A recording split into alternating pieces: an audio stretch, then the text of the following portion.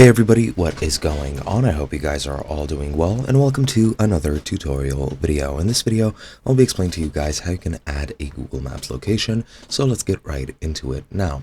I'll be taking an example somewhere from here in New York on Manhattan. I won't be actually adding a location simply because that would probably interfere with some things, so I'm not going to add a false location simply to demonstrate this. However, I will be showing you guys how you can do so and how you can enter all the details that you need. So for example, if you're using the PC version, you can very easily just click on an address and add the address from there. On mobile phones, you just have to tap and hold and you'll get the pin set to where you want it to be, and then you can add the missing location from the button.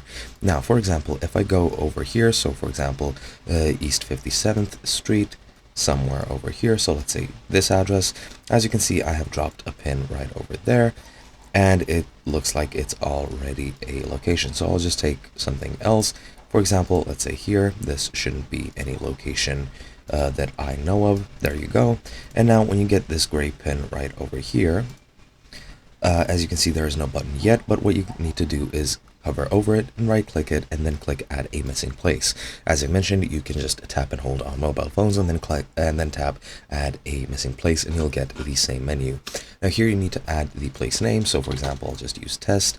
Category, I'll just do outdoors and recreation. I'll add it as a garden. Location is within whatever else you want it to be. However, I won't add anything, and you can add more details if you want to, as well as claim a business if you are adding a business.